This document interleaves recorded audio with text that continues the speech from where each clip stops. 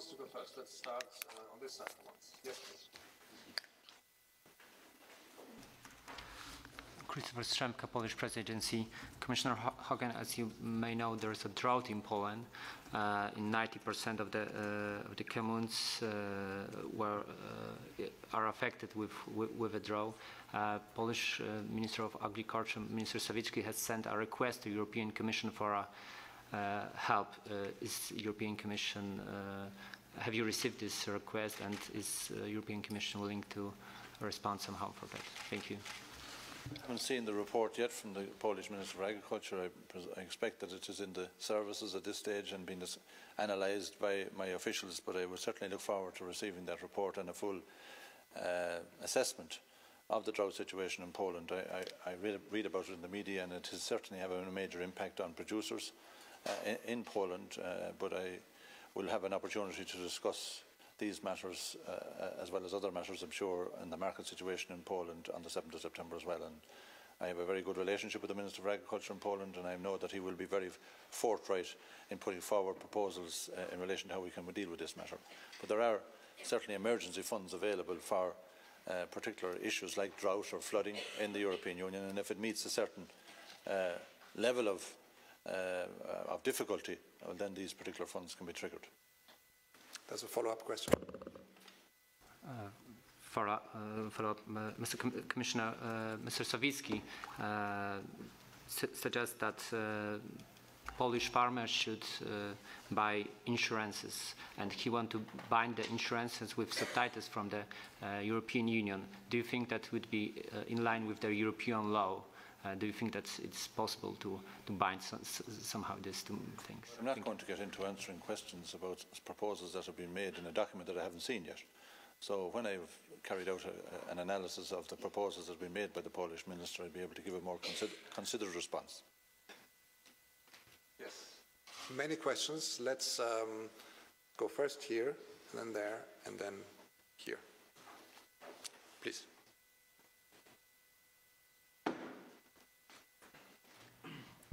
Hello, Peter Teffer for EU Observer. A day or a few days before the milk quota ended, you said in a press conference that the prospects for the dairy farmers were encouraging, that you were optimistic.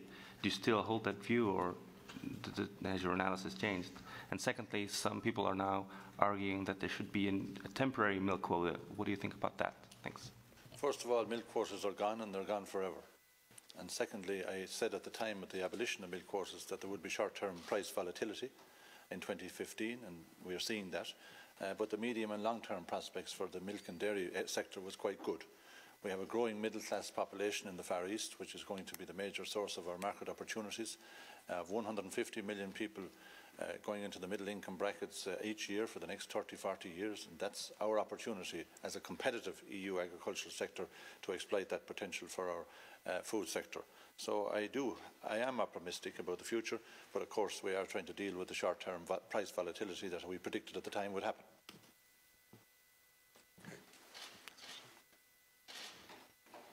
Ana Pisonero from the Spanish news agency Europa Press over here, Commissioner.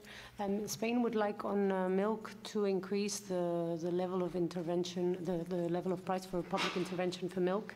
I understand that you recently again rejected this possibility, but your services are preparing to extend the current support measures, so extending the period for public intervention at the current levels, and also aid for stockage. Could you give us a bit of detail of when or how much extra period these measures will cover, and why are you so against the possibility of raising the reference price, given that it's quite lower to production prices right now? Thank you. Well, as you quite rightly point out, we have extended the safety net for intervention to the end of June 2016. We have also extended the measures in relation to fruit and vegetables, and this came about following a review that we did arising from the decision of President Putin to continue the ban on agricultural production, which he announced some weeks ago.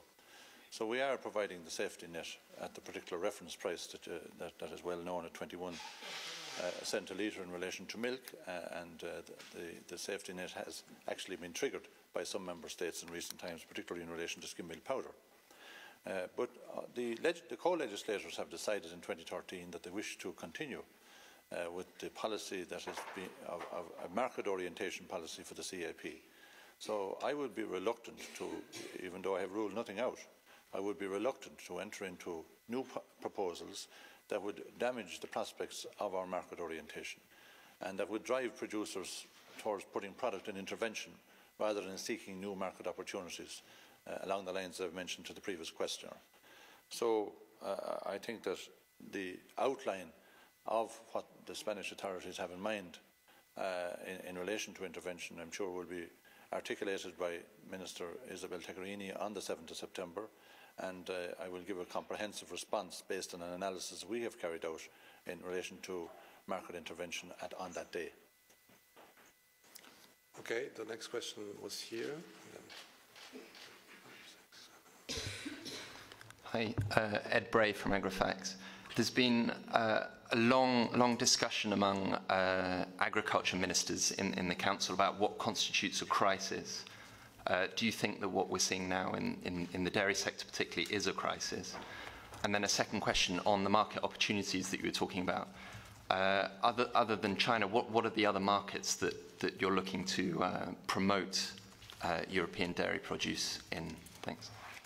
Well, you will recall, Ed, that at a recent meeting of the Council of Agricultural Meetings, ministers, I asked them to define, and the Presidency asked them to define what constitutes a crisis. Nobody came up with any particular definition at that particular time, even at a Council of Agricultural Ministers meeting. But we have an average price of 30 cents per litre in relation to milk, for example. And that is a reasonable price to be paid. But there are member states then, of course, that who are being paid considerably lower than that. The producers being paid considerably lower than that. And particularly the Baltic states and the new member states. But it has extended to countries like Belgium as well. So each country is being affected by one way or another by the fact that we have a global oversupply in particular products, particularly in the dairy sector. We have a 2% global oversupply. We have a closed Russian market, and we have difficulties in demand from the Chinese market. So all of this constitutes a very difficult situation and challenges for the agricultural sector, particularly in the short term. But the definition, I would like to think that we have challenges at the moment, that we haven't anything like we had in 2008, 2009. But I will be listening very carefully to what our Council of Agricultural Ministers meeting again will say in relation to what is pertaining to their own member states. But I particularly feel that there is a major problem in the new member states and the Baltic states. In relation to markets, I certainly have been very proactive in the last couple of months with my colleague Commissioner Maelstrom in trying to conclude negotiations on the Vietnam deal. And that was concluded at the end of July. It doesn't come into effect for a while, but nevertheless it sends a signal that we are going to be opening up new market opportunities in Vietnam. I'm meeting the Mexican ambassador this afternoon to try and open up additional potential in upgrading our free trade agreement with Mexico starting on the 1st of January 2016. And we are hoping that we will be able to conclude negotiations with Japan, particularly for dairy products and pig meat, where we have good opportunities there with Japan, and I expect that we'll be able to conclude negotiations with Japan early in 2016. But in addition to that, we are allocating additional promotional monies for member states to be able to take whatever advantage they can with new programmes. 41 programmes have been agreed in recent months for new opportunities in third countries for various market opportunities in pig meat and beef and dairy products. And I hope that those will, obviously they'll take a bit of time to take effect, but they eventually will have an impact on the type of production levels that we have and the oversupply that we have at the moment, not just in Europe, but indeed in the Oceania and indeed in the United States of America. Was a question next to it? Yes, please. Michael Gersten, Agro-Europe. Commissioner, you said that you were talking to many ministers, and you're going to talk to many ministers. What is the picture or the responses you get so far from the ministers? Do you think that there is how consistent are their demands to the Commission? Do you see a great unity in what the ministers demand, or are there diverging views what should be done? And how easy or difficult is it for the Commission to respond to these requests? And in this, and the second question, what can we reasonably expect on the 7th of September? Are there going to be measures taken on that day, or is it just a stock taking? Thank you. Well, I'm hopeful that we will be able to make some announcements on the 7th of September. There will be some short-term measures to deal with the short-term challenges that we have at the moment, but also I'm looking towards medium and long-term as well in terms of structural measures that we should be able to take.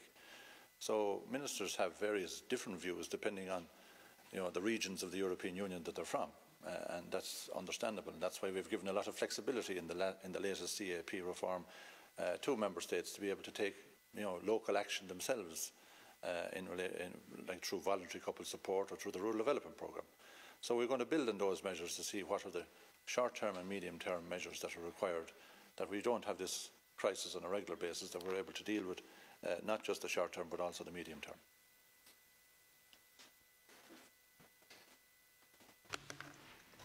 Angelo Di Mambro, Informatore Agrario. On the long term, do you think that in political terms the present crisis could be a reason to speed up the shift of the CAP from a policy based basically on the management of the markets on a policy based on the management of the crisis? Maybe you repeat that. I couldn't catch the precise question. Yeah. Do you think that the volatility of prices is a reason to reinforce the use of tools for risk management in the CAP? This is No, we have a number of issues that we are looking at in the milk package, for example, as it affects dairy farmers, in terms of how we can bring forward some of the measures that were anticipated in the CAP reform of 2013. So you're quite correct that there is not just a short-term price issue. There are structural reforms required in many of our member states, where on the food chain, for example, there is a lot of complaints from producers about the continuous squeezing of price and the margins of profitability from the processors and retail side. So I am working with Commissioner Biankowski to see what we can do there in order to learn from the experience that we see in the UK and in Spain, and which is about to be implemented in Lithuania, of legislation that will actually maintain our competitiveness and not damage in any way the competition rules, but equally be able to ensure that there is a fairness in the food chain that respects the need to maintain the producer in business, because if you don't have a producer, you won't have a product, and if you don't have a product, you won't be able to have the value added for the employment opportunities that President Juncker is so anxious to ensure that all sectors contribute to. So we are looking at the structural reforms as well, not just the areas of price volatility, and these supply chain initiatives will be articulated in some responses we'll be giving to those concerns on the 7th of September. Let me move to the other side. Thank you. British farmers claim that they've lost about 45% of the value of their industry because of the sanctions taken by Russia. So they argue that some kind of intervention is needed to compensate for that. It's not purely a question of market volatility. So do you agree with that assessment? UK farmers have also have also demanded that perhaps it would be a good idea to be able to label milk as British milk to increase domestic, local support for those dairy products. Irish farmers could perhaps do the same and tap into a bit of sort of patriotism in the countries where there are these problems. Does the Commission agree that that's a good idea and a possibility? I'm delighted that the UK are continuing to be patriotic. But certainly that we have analysed, and the Commissioner Andriukaitis in DG Sante has carried out 2 reports in relation to country of origin labelling and has come down against it on the grounds of additional costs to businesses and on the grounds of subsidiarity. So I expect that the British authorities would agree with that. The second thing is, I didn't hear the UK farm organisations looking for an increase in the reference price of intervention. I heard it in Northern Ireland, but I didn't hear it in the UK and in England and Wales. So there's quite a divergence of view in the UK, depending on which region you're in terms of what action should be taken in respect of intervention reference price. So we are looking. I've been this morning. I had a conversation by telephone with the Secretary of State, Liz Truss, and she outlined a number of issues which I expect that she will be issuing a press release later today, articulating the issues that she brought to my attention. So, you know, this will be probably an opportunity for you to see what are particular issues that you would like to see measures taken in the European Commission. Do you agree with the assessment, though, that on the impact on the dairy industry by the Russian sanctions? So, for example, one of the associations of dairy farmers in Britain has said that farmers are paying the price for the EU's policy on Ukraine. I agree with that totally. And the only sector that is taking the hit financially arising from a foreign policy and security decision by Russia has been the agricultural sector.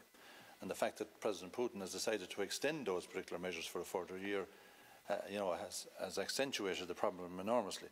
Over the last year, we were able to cope reasonably well, even though it was the initial year of this agricultural ban, where we were able to target some support and measures, particularly to the countries that were worst affected. But now it is, for the second year, we are anticipating that this particular problem will spread to other particular member states, which is his, and the UK farmers are feeling the effects of that, as well as all of the farmers around the European Union. It comes back to a question I answered earlier. There is different regional responses being promoted in different regions of the European Union. Equally, there will be different responses in the United Kingdom, depending on what region you're in as well. I have still many questions. I will try to treat both sides of the table equally. Please bear with me. So I've Tom, and then I will really try to go left and right in alternates. Please be patient.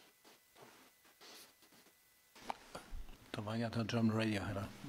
I have two questions, please. First, these short-term measures you hope to will be taken on 7th of September. What's on the agenda, actually?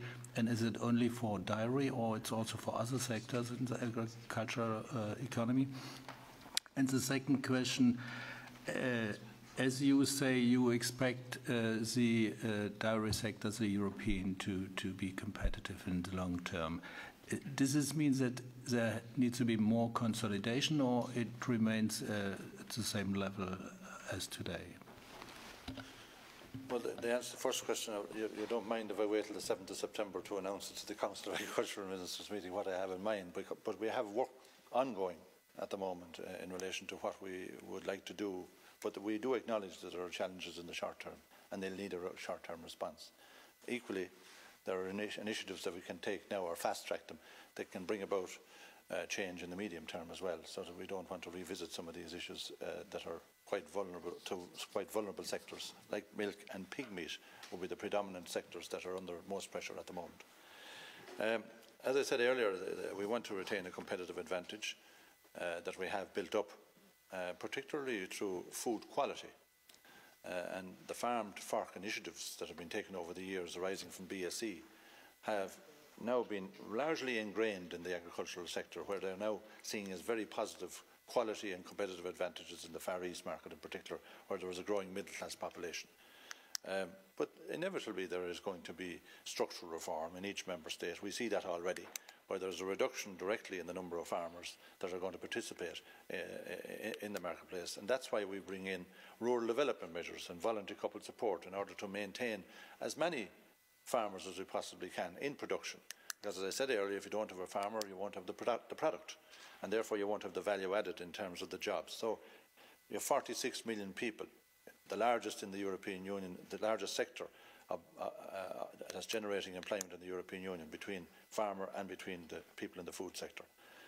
So we want to maybe accentuate more the value-added nature of the employment opportunities, and that will mean, of course, in some member states they will be implementing programs of consolidation, structural reform, and trying to bring more young people into the system more quickly and at an earlier time through partnerships, tax incentives, and through direct assistance for young farmers specifically, as we are doing now under this new Common Agricultural Policy. Good. Let me move to the other side. Yes, you've been waiting for quite some time. My name is Jan Braakman. I work for the Agricultural Daily in the Netherlands. Could you use the 700 million euros that are paid by the dairy farmers for the super levy to alleviate their problems? And on the pork market, is it a solution, or could the European Union facilitate the taking out of production of sows? Well, first of all, I am legally not able to put the super levy directly into a fund for agricultural purpose only. It has been part of the budgetary arithmetic. 440 million euro of that has already been part of the budget arithmetic under my colleague Commissioner Georgieva for the 2016 budget. But nevertheless, we will be able to use, I expect, some of those resources, as we have been using them since the introduction of this particular ban by the Russian authorities on agricultural products. 350 million euro has been proposed in various measures, and those measures on fruit and vegetables and on agricultural products generally have been the source of very important support for farmers and the food sector at this vulnerable time for them. So we are providing resources. The question of where they come from will be determined by the College of Commissioners and the fact that there will be additional support available financially through the super levy is probably going to help my argument in order to have more short-term measures brought into effect to deal with these issues that we've just been speaking about. I already opened up the aids to private storage for the pig meat sector earlier this year in response to a very difficult market situation. That cost 17 million euro. 60,000 tonnes of pig meat was withdrawn from the market, and I was disappointed that the price adjustment that was forecast by the producers in the member states didn't come to pass. So we have to look carefully at the experience of that occasion if we are going to take further measures in the pig meat sector. Now it's your turn. Okay, it's me. Thank you very much. It's Marco Zatterin, La Stampa. I have a slightly patriotic question too. The Italian farmers are saying that the Russian crisis and Russian embargo costed 700 million euros to the industry.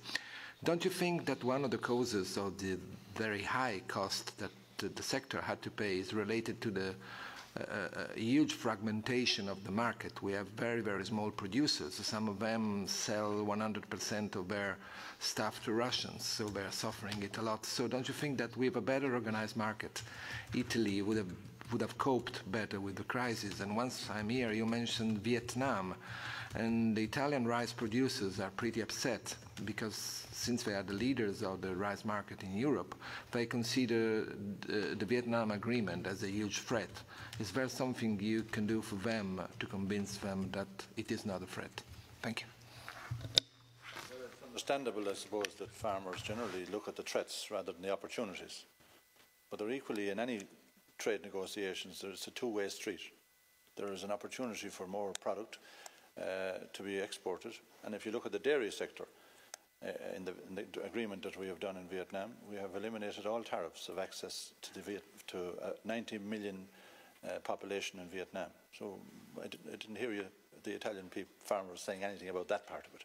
And I think that the reasonable outcome that we got on rice certainly is not going to in any way damage the market situation at the moment in Italy or indeed in Spain, which is another large producer of rice.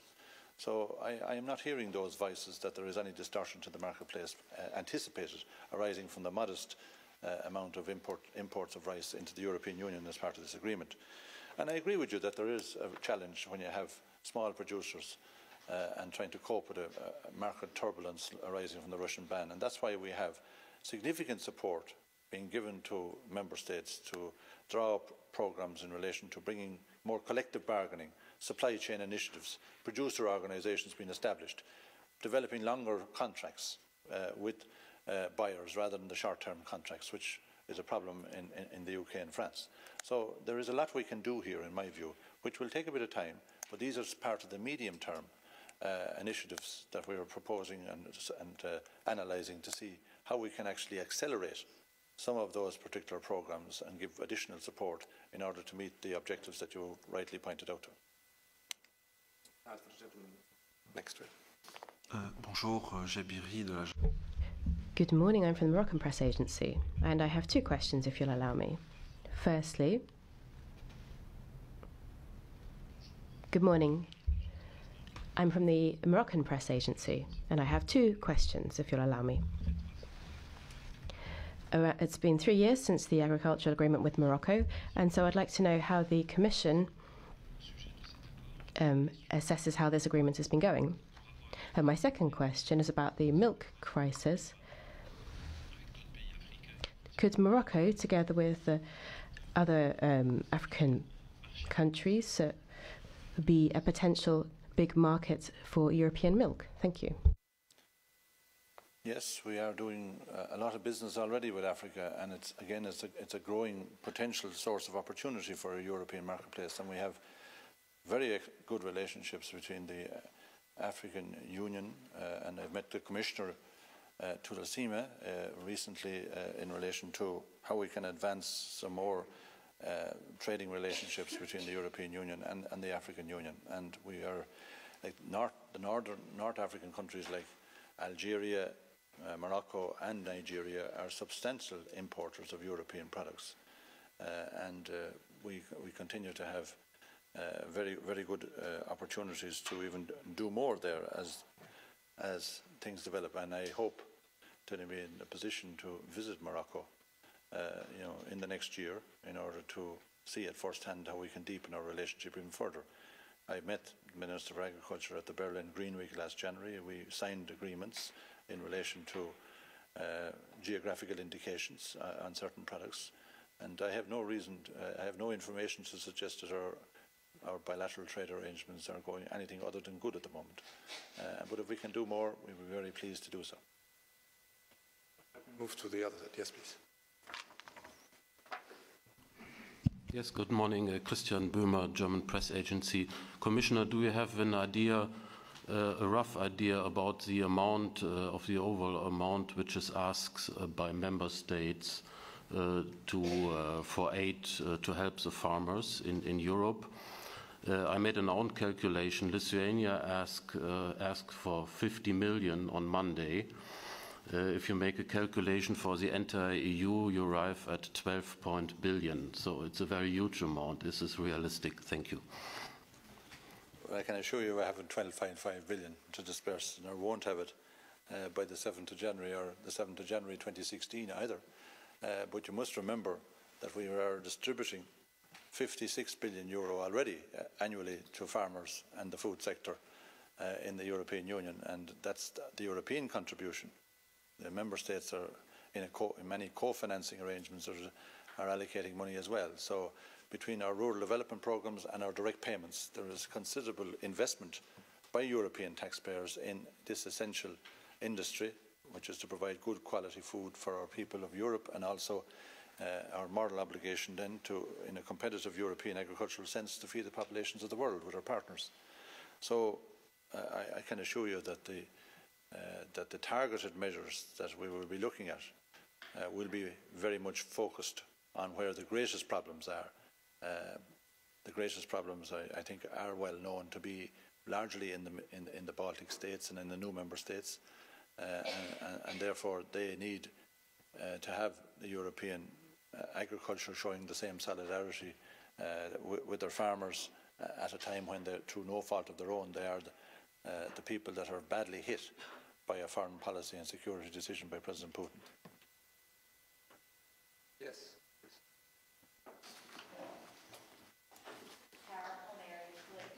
Can you hear me? Yes. Okay. Do you have any comment on the ban of GMO products from Germany, like in Scotland? Well, we have introduced a recent proposal at the Commission, which is yet to be decided by the legislators in the European Union. It's the subject of discussions by the co-legislators. As you know, it's my colleague, Commissioner Andriukaitis, is leading this particular file and seeking to get agreement with the Council of Ministers and the European Parliament on this issue. It's quite a difficult and sensitive issue. Various member states have indicated that they're opposed to what the Commission has proposed, But let's see what will be the outcome at the end of the process. I bow to Commissioner Andriukaitis to be able to answer the questions more directly about where he sees the end game in relation to this file. Turning to the right side of the table, please go ahead. Hello, Nikola Miladinov, Bulgarian National Radio. Do you think that your safety nets about the Russian embargo are effective enough in the East European new member states, given their losses? You had a few days ago 2 prime ministers claiming money. You have Bulgaria, 80 million euro losses claimed for the last year, and so on. And secondly, your resistance for a direct market intervention. Should we understand it as that these farmers are to blame, that it's their own fault that they're not competitive enough to find new markets? Not blaming anybody in the sector for the way things are. The farming population in the European Union did not cause the foreign policy and security issues in relation to the Russian ban on agricultural products arising from sanctions adopted by the EU. There's a Ukraine crisis, there's a Greek crisis, there's a problem in the Chinese market as well at the moment. So there's an oversupply in the global marketplace in relation to dairy products in particular. So you cannot expect that farmers of the European Union were able to anticipate all of those issues. But we did actually, in 2014, produce 4.5% more milk production at a time when some of these issues were emerging. So right across the European Union, farmers themselves probably contributed to the particular glut that we have in milk at the moment worldwide by a 4.5% increase, in addition to the 2% in the United States and the 2.6% in New Zealand and Australia. So all of this comes together at a time when we have reduced demand in the Far East, particularly in China, and we have the Russian ban on dairy exports. Russia were the recipients of 10% of the world dairy products. They used to import 10% of the world's dairy products, of which Europe was the first port of call in relation to those products. So you can see already the impact, particularly in countries that are closest to Russia. I visited Bulgaria recently. They did not have that much exports in relation to the dairy sector into Russia, but neighbouring countries, if they're impacted, then use the opportunity to export some of their product into Bulgaria, which has an indirect effect on the producers in Bulgaria. So I have a better understanding of how it impacts in Bulgaria arising from that visit. But we are conscious that the prices have reduced a lot in Bulgaria, as in the member states that I mentioned already, the new member states and the Baltic states, and we are seeing what we can do to target some support for short term, but also we also realise, as has been mentioned by a number of other questioners, the need for medium-term initiatives as well on the supply chain. Could I understand that there will be a differential approach for each market, for each country? You cannot come to any conclusion about anything, because I haven't reached that conclusion myself yet, but I will by 4th to 7th of September. Thank you. Now we move to the other side. Please go ahead. Chiara Speri from ANSA. Coming back to the Italian case, actually the farmers and the agri-industry is quite attached to the protection of the geographical indication. Thinking about a more market-oriented farmers and industry, can you reassure this sector, this Italian sector that has to fight regularly with the counterfeiting, which is an issue also in the countries where we have actually agreements, and thinking about also to the US negotiations that are ongoing? Well, I want to assure you that the issue of geographical indications is very much part and parcel of any particular outcome of a free trade agreement with Vietnam or the United States or Canada or any other free trade agreement. We need 28 member states to be able to approve any agreement that we reach. So I am long enough around in politics to know that if you have a sensitive area like geographical indications in Italy and Spain and France, you certainly need them on board on that issue in the first instance if you want to get agreement for the overall package. But we have got an excellent agreement in Canada, in a recent agreement, and we have a very good agreement in Vietnam. So I take on board completely the sensitivity of this particular matter in any free trade negotiations, and I hope that the outcome of these negotiations will show testament to those particular outcomes that we are taking these matters seriously. Yes, there's another question. Two questions, actually.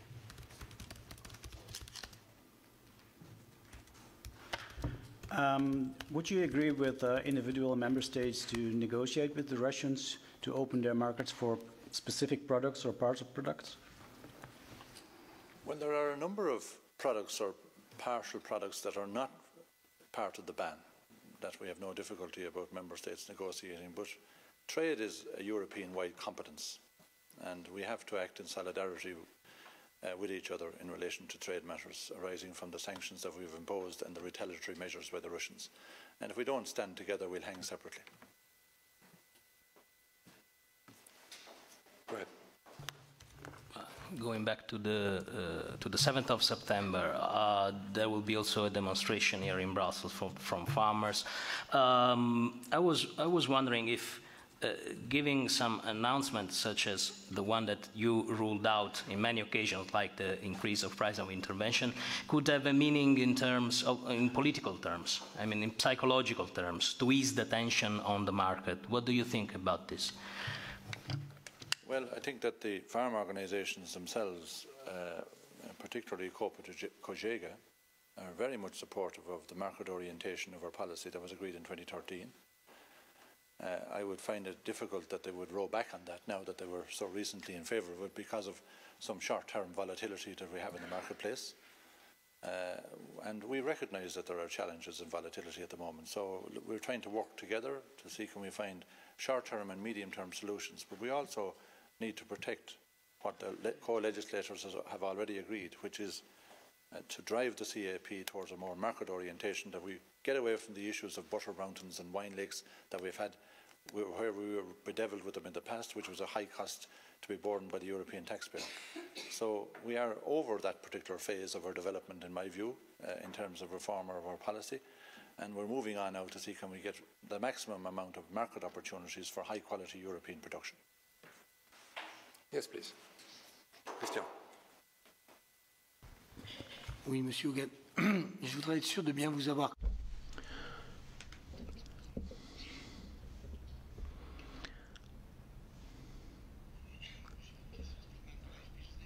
I just wanted to be sure that I understood what you said.